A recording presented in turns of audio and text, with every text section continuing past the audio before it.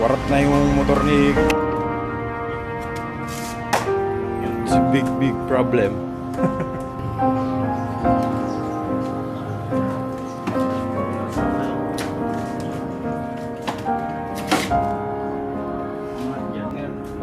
Yan naman talaga pag gumagawa eh. Sobrang tornilyo.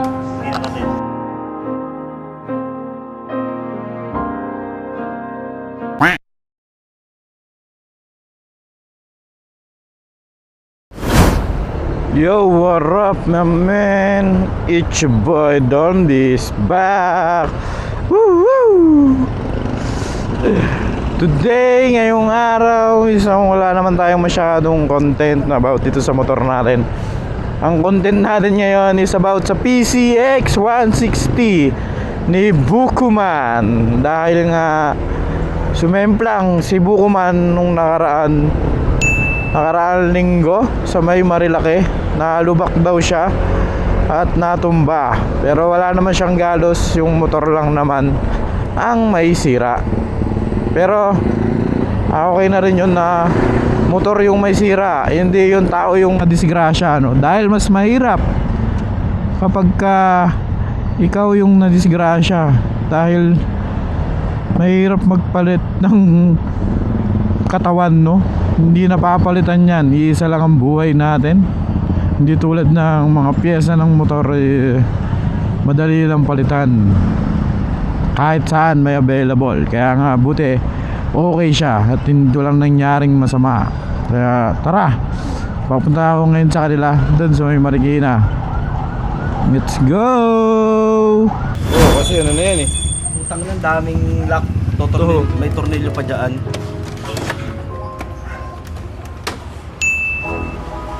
warat na yung motor ni Bukuman.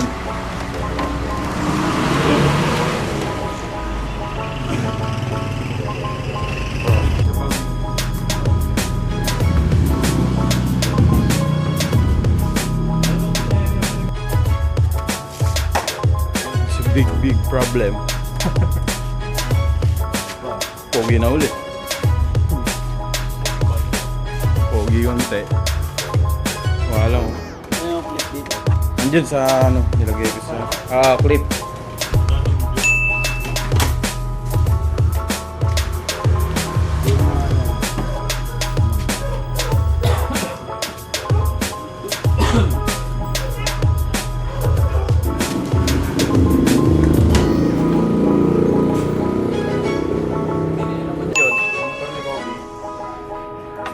Warat na.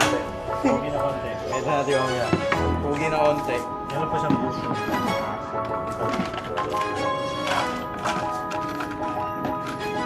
Ay, warat eh. Warat, sir.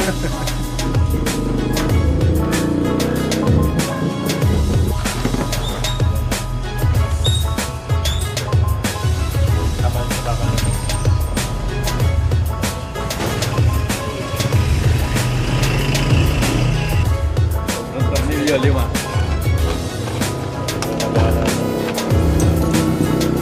Dalawang rivet. Yan naman talaga pag gumagawa eh. Sobrang tornilyo. Hindi to yung Sunday.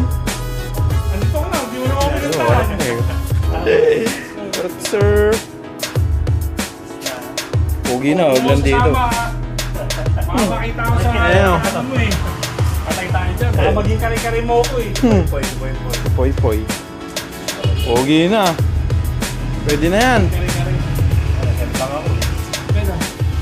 Arwas mo lang. Oo. Baka kasi baka mabasa yung loob.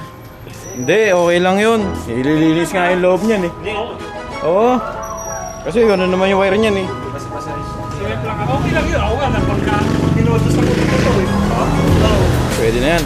Tinatrasan yung bumper ko. Hindi pantay.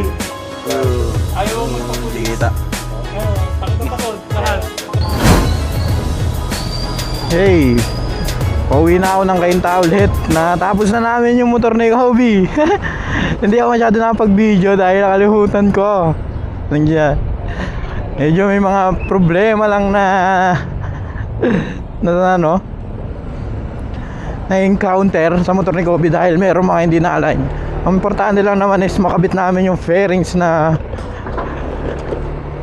mga fairings na nasira, dahil babaklasin pa naman ulit yon, dahil po may papagawa niya pa yun doon sa tropa namin.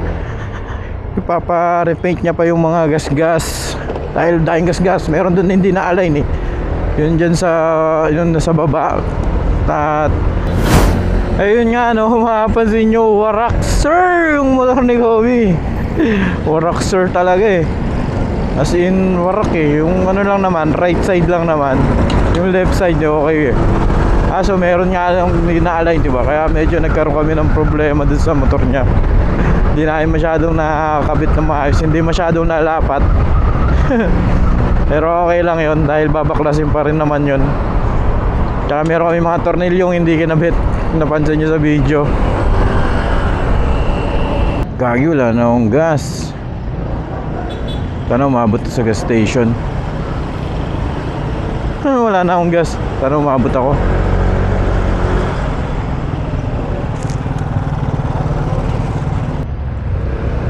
Okay, master bro.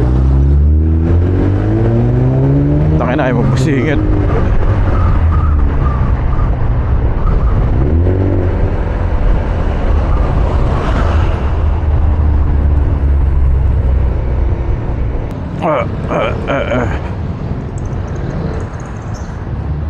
Tuwan silver, aray ko, silver 100.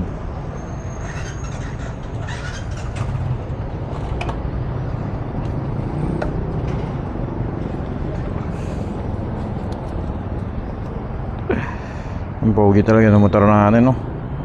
Sandal lang pogi ng motor, pero sandal lang papagas mo. Hey, nagbibiling sandal lang papagas. Okay na yun.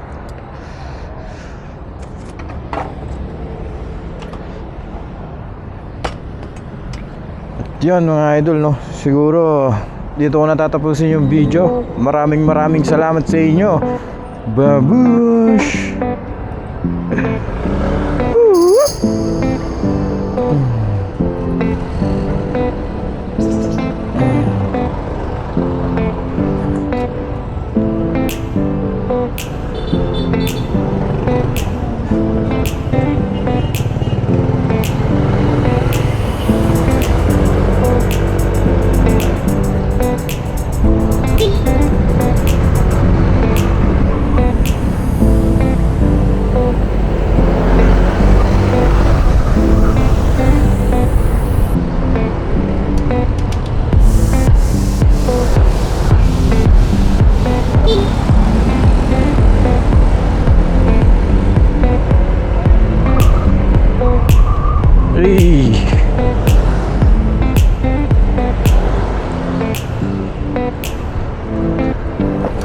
Aray ko.